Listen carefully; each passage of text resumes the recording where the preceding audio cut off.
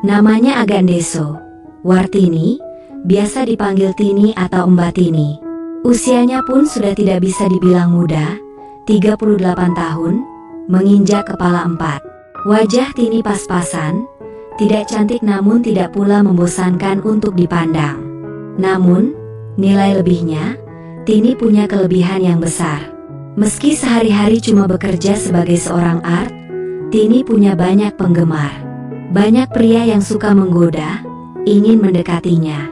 Kulit Tini kuning langsat, perawakannya sangat ideal. Bahkan, kata orang, Tini itu semok, sedap, dan enak dipandang walaupun berlama-lama. Makanya, sebagai majikannya, aku dan istriku sering ketiban berkah jika ada lelaki yang suka dan ingin mengapeli Mbak Tini ke rumah kami. Salah satunya Pak RT Basuki, duda setengah baya yang sudah lama ditinggal meninggal oleh istrinya. Tiap kali kesini, pasti bawa martabak dan jajanan. Pak RT berjuang sekuat tenaga untuk bisa mendapatkan hati dan cinta dari wanita pujaan hatinya itu. Suatu ketika, Pak RT malah minta bantuanku untuk membujuk Mbak Tini supaya mau menerima cintanya. Pokoknya Mas Haryo yang ngatur deh gimana caranya Tini mau sama aku, kata Pak RT. Gara-gara membantu Pak RT Basuki untuk membujuk Mbak Tini, itulah awal muasal kisahku bersama Art sendiri. Sebuah cerita yang tidak terduga justru tercipta antara aku dan Mbak Tini, hingga pada titik di mana aku akhirnya menjalin kerja sama rahasia tanpa sepengetahuan istriku. Mbak Tini mulai bekerja dengan kami sejak Cika lahir. Sudah hampir 2 tahun lamanya. Makanya, aku dan Hesti sudah menganggap Mbak Tini sebagai saudara. Maklum, aku dan istriku sama-sama bekerja sebagai ASN, sehingga Mbak Tini yang mengurus rumah dan menjaga Cika selama kami bekerja setiap harinya.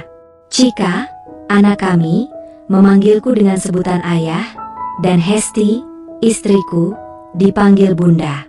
Sedangkan kepada Mbak Tini, si Cika malah memanggil mama. Hal itu menunjukkan betapa dekatnya Cika dengan Mbak Tini. Bahkan setelah usia 2 tahun dan melepas ASI, Cika tidur bersama Mbak Tini. Gak apa-apa toh Bu Hesti, Cika biar sama Tini saja. Supaya Bu Hesti bisa fokus sama Pak Haryo, dan Cika bisa cepat punya adik, kata Mbak Tini. Selama ini, aku dan istri memang tidak memperlakukan Mbak Tini sebagai art, tetapi sudah seperti kakak sendiri. Jadi, ada kamar juga untuk Mbak Tini. Biasanya, kalau kangen dan ingin mencium Cika, aku dan Hesti harus ke kamar belakang biar bisa ketemu si Cika yang imut, anak pertama kami. Namun malam itu, aku mengetuk pintu kamar bukan karena kangen sama Cika. Soalnya, Cika dibawa Hesti pergi menginap di rumah neneknya.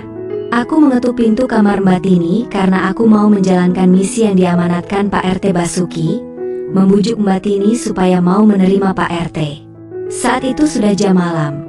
Aku baru saja pulang setelah mengantar Hesti dan Cika ke rumah orang tuanya Hesti, yang juga nenek Cika dan mertuaku. Kupikir, mumpung sepi dan cuma ada aku dan Mbak Tini di rumah, sehingga aku bisa leluasa menyampaikan isi hatinya Pak RT ke Mbak Tini. Entah kenapa, pikiranku seketika buyar saat melihat Mbak Tini tersenyum di balik pintu. Aku mendadak jadi gugup bicara sama dia. Soalnya, Mbak Tini sepertinya sudah mau istirahat, dan tumben kali itu aku melihat Mbak Tini tanpa mengenakan hijab. Rambutnya ternyata indah. Tumben juga baru kali itu aku melihat Mbak Tini tidak pakai gamis panjang. Dia cuma mengenakan gaun tidur lengan pendek. Nampak indah. Aku jadi terpaku menatap senyuman Mbak Tini, lalu pandanganku jatuh ke bawah. Dadaku jadi berdebar melihat depannya yang membusung. Ada apa sih? Pak, kok kayak lihat hantu? Ih, tidak apa-apa Mbak. Saya cuma mau bicara 4 mata sama Mbak Tini. Masalah cukup penting. Pak, kenapa? Pak Haryo kelihatan gugup. Ada apa sih sebenarnya? Tanya Mbak Tini yang tampak sangat penasaran. Lalu, tanpa aku duga, dia malah menarik tanganku dan berbicara lirih. Kalau penting, kita bicarakan di dalam saja yuk, Pak. Entah kenapa, aku hanya tertegun dan menuruti saja. Nah, tenang dulu, duduk dulu, Baru Pak Haryo bicara ya, ujarnya ramah. Sebenarnya Mbak, saya mau bilang kalau Pak RT suka sama Mbak Tini. Pak RT Basuki minta tolong saya supaya bilang ke Mbak Tini tentang perasaan cintanya. Kataku, jadi tentang Pak RT ya. Kirain soal apaan? Jawabnya.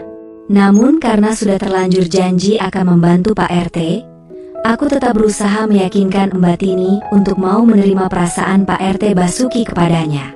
Sementara Mbak Tini pun memberikan sebuah syarat yang membuat jantungku semakin berdebar tatkala mendengar syarat yang diajukan Mbak Tini. Pak Haryo harus memerankan jadi Pak RT. Gimana bilang cinta dan sayang sama Tini? Ujar Mbak Tini. Waduh, saya nggak bisa bilangnya. Mbak, jawabku. Mbak Tini belum selesai mengucapkan kalimatannya. Entah kenapa aku seperti mendapatkan sebuah keberanian untuk meraih bahunya dia. Kami ngobrol sambil duduk di tepi pembaringan. Jarak kami semakin dekat. Mbak Tini agak kaget ketika aku mendekatkan wajah dan mendaratkan tanda kasih sayang di bibirnya. Untuk sesaat, Mbak Tini terpejam dan menyambutku. Love you, Tini, bisikku. Lalu kami saling mencium bagaikan ular. Dan malam itu, aku, suami Hesti, justru menjadi bagian dari deretan lelaki yang mengharapkan cinta dan sayang dari wanita Deso bernama Tini. Setelah lama kami saling mencium, lalu Mbak Tini berujar, bilang sekali lagi, Pak Haryo. Tanpa buang waktu, kuucapkan lagi kalimat cinta untuknya. Saya juga cinta kamu, Pak Haryo, balas Mbak Tini. Kini, dia yang menarik bahuku. Nalar sehatku seperti lenyap malam itu. Tak berpikir kalau aku sebenarnya sedang menjalankan tugas dan amanah dari Pak RT Basuki. Pikiranku seperti tersugesti bahwa akulah yang menginginkan Mbak Tini. Saling mencium untuk kedua kalinya, aku dan Mbak Tini tak berkata-kata lagi. Bahasa hati mulai kami gunakan untuk menjalin komunikasi lebih jauh. Apakah benar, Pak Haryo, sayang sama Tini? Iya, Mbak. Ini Haryo, bukan Pak RT Basuki. Rasanya, Tini bahagia sekali malam ini, Pak. Tak kusangka, ternyata selama ini Mbak Tini memendam perasaannya padaku. Menurut Mbak Tini, aku mengingatkannya pada mendiang suaminya. Esok harinya, aku bangun kesiangan dan baru kusadari aku berada di kamar art kami. Mbak Tini sudah menyeduhkan aku secangkir kopi. Pak RT Basuki yang masih saja penasaran sama Mbak Tini, selalu menanyakan padaku perkembangan misi yang kujalankan untuk membantunya. Tenang saja, Pak RT, kalau jodoh tak akan kemana juga.